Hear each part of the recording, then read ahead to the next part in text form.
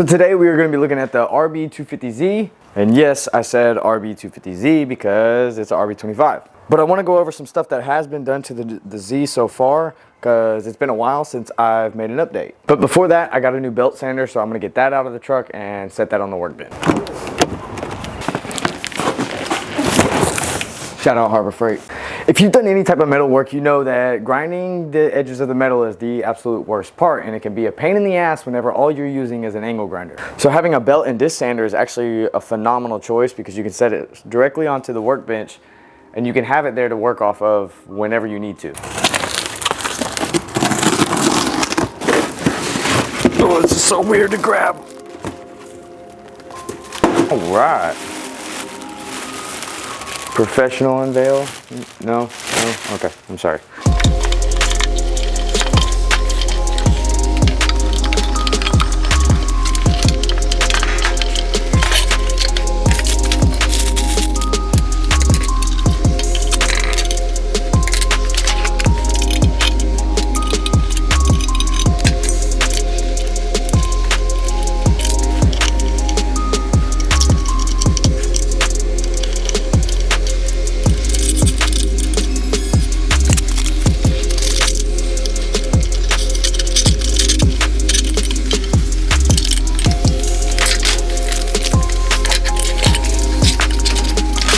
Alright, got it all set up, so it's ready to go. Let's go ahead and try it. Fucking money!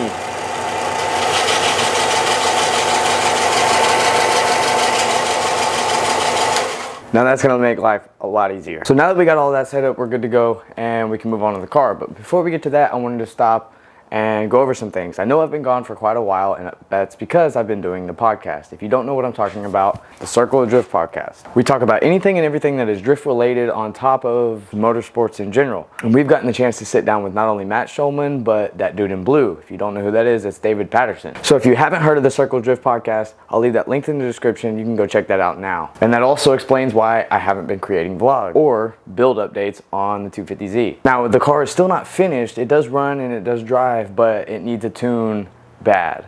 Right now it's running on a Nistune ECU, and Nistune is very outdated, or at least the one that I have. And on top of that, nobody actually around here tunes Nistune, so it's almost impossible to find somebody to actually tune the car. And on top of that, I don't have a welder here, so there's a ton of stuff that needs to be welded up, especially in the engine bay, like the hood latches and some small other things. But let's go ahead and look at the car real quick.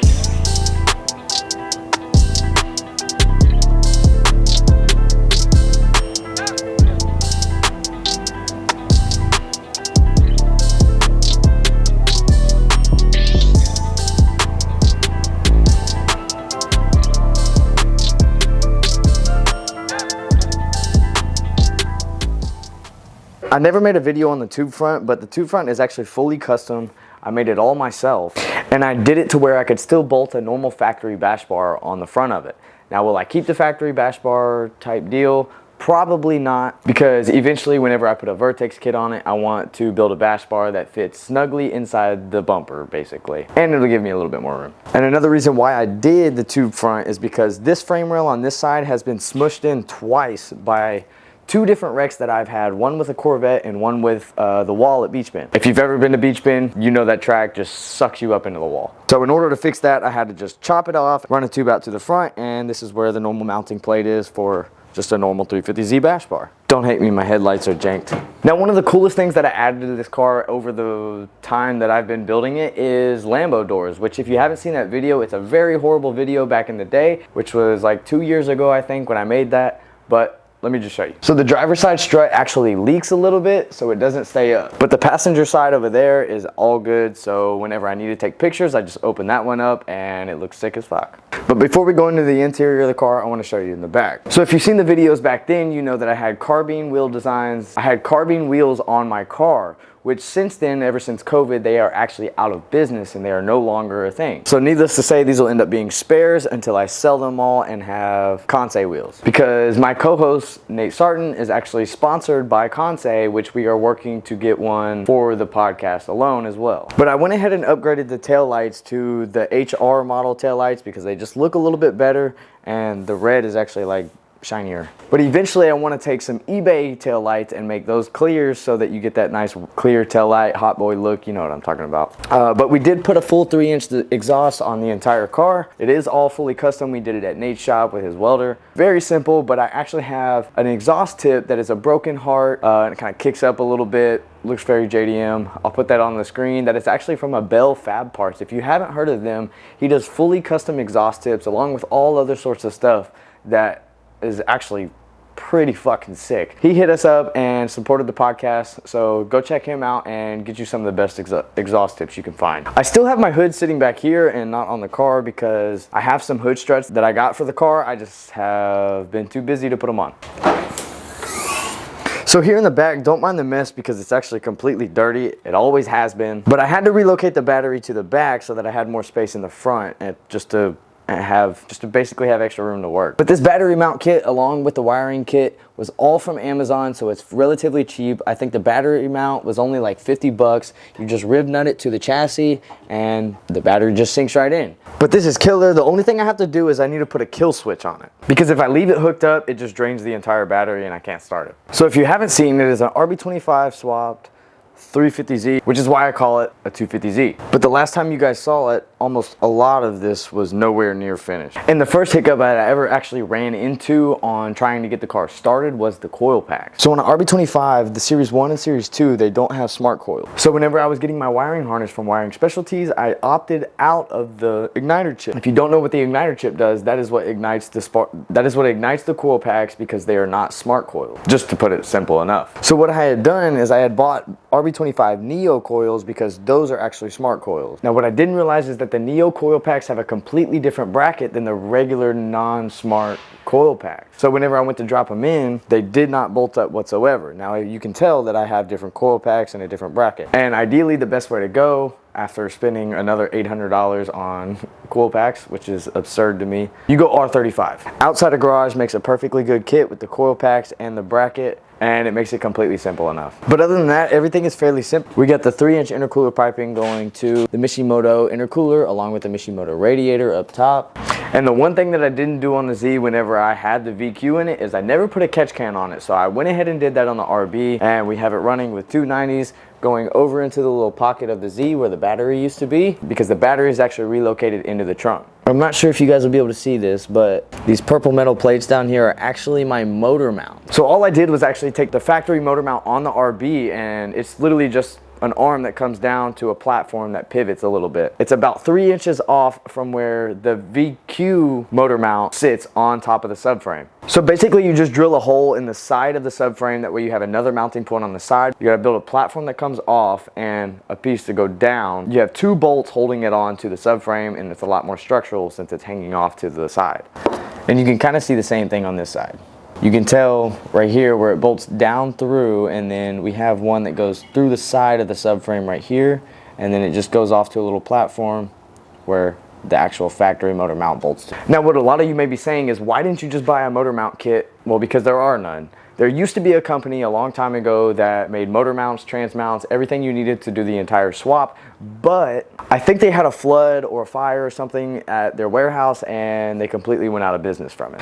Now when I did the fuel system on this car, I actually put an AEM 340 pump, I think is what it was. When Wes had this RB in his S13, he ran the exact same pump along with the same size injectors, which are 550cc, and no, sadly they are not for ethanol. But the fuel pump on these cars are actually right behind the passenger seat. But the only annoying part about the 350Zs is they don't have a return line. So most of these JDM motors and a lot of LS motors and stuff like that, anything you would swap into this car is gonna need a return line. Now, I think it's CJ Motorsports makes a phenomenal kit for this. It puts a return line on that. You can run a line all the way up the car to your regulator or to the fuel rail, however you run your fuel system. And it makes things 10 times easier rather than trying to figure all that crap out yourself. So let's go ahead and go to the inside and check out what we've done in there. I'll go ahead and throw the Lambo door up just to be a little bit hot boy. So as you can tell, I haven't mounted my hydro handbrake back into here. I really need to spray paint this because it's getting really rusty. But basically the handbrake will be in the exact same position it was when it was in the VQ.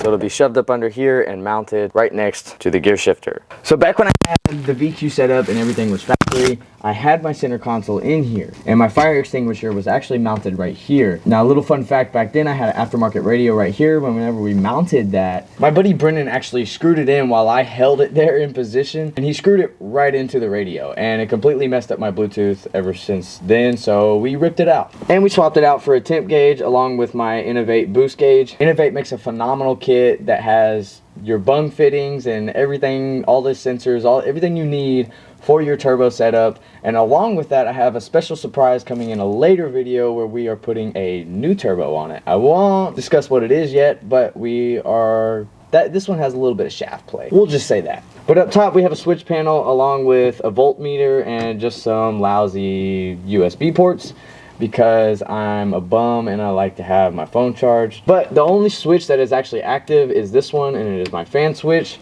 but it is only wired up to the key. So yes, this is still a turnkey car, even though it is RB25 swapped, because of wiring specialties. So the good thing about their harness, surprisingly, they make one. But I will leave them linked in the description because they have been a massive support of our podcast as well. So go check them out if you need any wiring harnesses for your car, whether it's an engine harness, a body harness, anything like that. Go check them out. Now, the only thing I have to say is my gauges up top and my dash does not work, which is odd because I had a buddy that had an RB25 Swapped G35, which, if you know, is relatively the same exact car with the 350Z, but his work. Don't understand that. Now, it's a drift car, so it doesn't necessarily matter. I'm never looking at the gauges anyways, so as long as I have my coolant gauge and an oil pressure gauge, I am good to go. Now, I have to say probably the one thing that I am most impressed with myself on making for this car is the gear shifter. So yes, it is a janky nightmare. Don't mind the rat's nest behind it. I got this idea from Nate's Transmission because it has the T56 Magnum and it's got the relocation kit because it needs to come back a little bit. Now, if you don't know what this is actually a chassis mount gear shifter for BMW. So there's actually a linkage down below here that is for the factory BMW stuff. It's still sitting down there because it has to hold the handle in place, but this is actually just a factory gear shifter for the RB25 Trans. Just comes up through this little hole, and I ran a bolt through it. Had to pitch it up a little higher on the gear shifter so that the throw is not so bad, and it's still pretty bad. It's got a long throw, but I did just get a GK Tech short shifter for the RB25 Trans, so that should help out with that quite a bit. But it still does shift smooth, even though there is a little bit of play because the factory bushing on the bottom of the gear shifter is plastic, and I had originally ordered a GK Tech brass fitting for that, but then I just bucked up and bought the short shifter anyways. And we do still have the NRG Prisma seat. If you do not have one of these are absolutely phenomenal, and they come in so many colors. The only bad part about it is they're always out of stock. You can normally find them on Drift HQ, so shout out Adam LZ. But this is a small boy, it's a medium because your boy's tiny as fuck. That's really all that's majorly done to the car. If you want me to go a little bit further in depth, drop that down in the comments and I can dive a little bit deeper on what it takes to actually swap an RB25 or an RB in general into a Z. But that's pretty much it for this one. If you haven't checked out the podcast, I'm going to leave that link in the description. But I really appreciate you guys. Stay lost, my friends.